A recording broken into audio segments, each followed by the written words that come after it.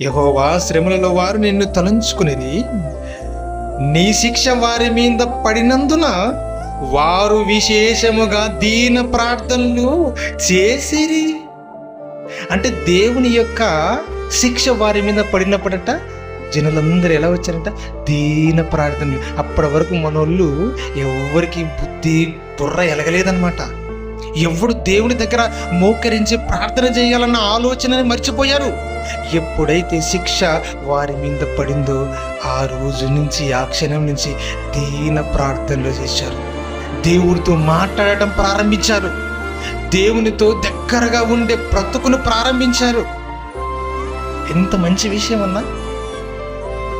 ఎప్పుడు చూసినా కష్టాలు వచ్చాయి, కన్నీళ్ళు వచ్చాయి, బాధలు వచ్చాయి. ఎప్పుడు విడిపిస్తావు? ఏంది? నన్ను పట్టించుకోవా? ఇవే ఏడుపులు, పాత ఏడుపులు ఇవి. నీకు బైబిల్ అర్థమైతే, దేవుని మనసు అర్థమైతే నిజంగా ఎప్పుడు కష్టాలు ఉండాలనుకోవాలా.